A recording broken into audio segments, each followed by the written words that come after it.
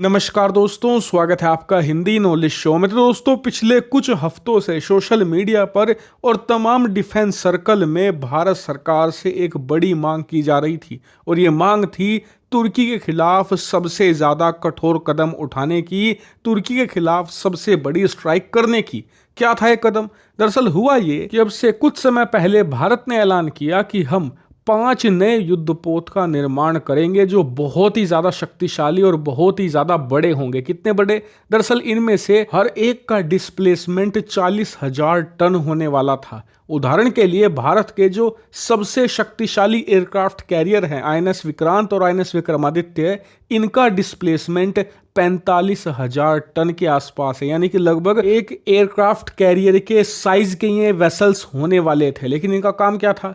दरअसल इनका काम था फ्लीट को सपोर्ट करना। मतलब कि जो एक एयरक्राफ्ट कैरियर होता है उसके ऊपर 50 से ज़्यादा लड़ाकू विमान होते हैं। इसके अलावा वो एक छोटे शहर की तरह होता है। स्क्रीन पर आप देखिए कितना इनॉर्मस साइज होता है एक एयरक्राफ्ट कैरियर का। और आपको बता दूं कि इसमें एक छोटे शहर जितने लोग भी रहते हैं, क्योंकि कम से कम 100 से ज़्यादा तो सिर्फ पायलट होते हैं। इसके अलावा हर एक लड़ाकू विमान को वहाँ से टेक ऑफ या लैंडिंग करवाने के लिए 3 से लेकर 4 लोगों का क्रू होता है। उनकी देखभाल करने वाले लोग होते हैं, शिप की देखभाल करने वाले लोग होते हैं। कई लोग ऐसे होते हैं जो उस पर डिफेंस सिस्टम लगे हैं, उन्हें मैनेज करते हैं। बहुत सारे कमांडर्स होते हैं। यानी कि देखा जाए तो एक छोटा सा शहर बसा होता है एयरक्राफ्ट कैरियर पर।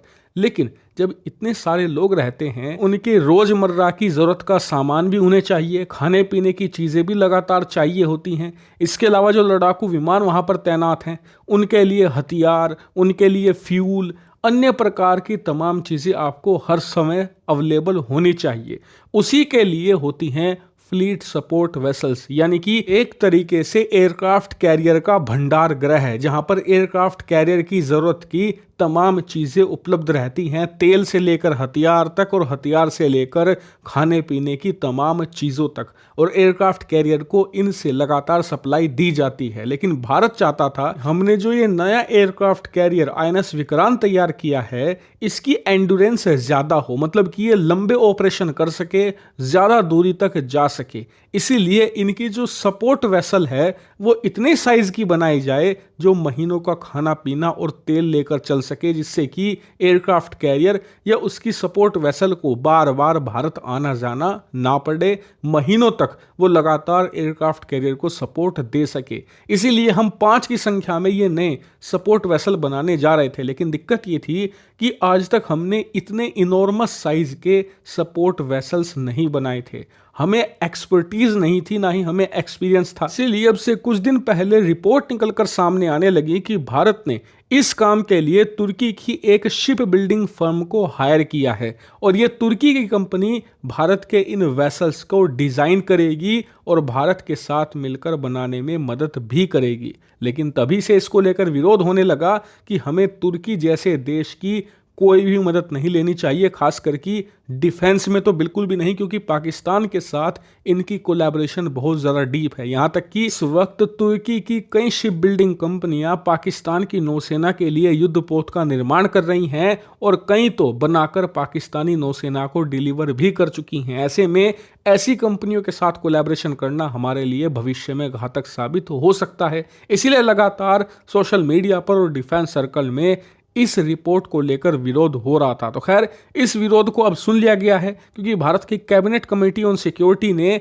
तुर्की की इस कंपनी को भारत के इस प्रोजेक्ट से निकालकर बाहर फेंक दिया है। स्क्रीन पर आप देख सकते हैं, इसमें साफ बताया गया है कि भारत के रक्षा मंत्रालय ने तुर्की की कंपनी के साथ जो अरेंजमेंट था उसे फिलहाल के लिए टर्मिनेट कर दिया है और अब हम डिजाइनिंग से लेकर मैन्युफैक्चरिंग तक अपनी इन सपोर्ट वेसल का सारा काम खुद ही करने वाले हैं। और ये तुर्की के लिए बड़ा झटका है, क्योंकि ये कोई छोटा मोटा प्रोजेक्ट नहीं था। ये करीबन 22,000 करोड़ रुपए का प्रोजेक्ट था। इससे तुर्की की कंपनी को कई सौ करोड़ रुपए का मुनाफा होने की पूरी संभावना थी। लेकिन भारत ने तुर्की की डिफेंस कंपनियों पर यह बड़ी स्ट्राइक करके इन्हें भयंकर नुकसान पहुंचा दिया है। लेकिन सवाल उठता है कि जब हमारे एक देश के साथ अच्छे संबंध नहीं हैं, तो फिर उन्हें बिना चेक मार्क के कैसे हमारे डिफेंस प्रोग्राम में आने दिया गया? क्या इसके पीछे किसी हथियार लॉबी का काम था या फिर दलालों का? जो भी हो, इस पर जांच होनी चाहिए। हालांकि इस पर आपका क्या मानना है, कमेंट करके जरूर बताइएगा।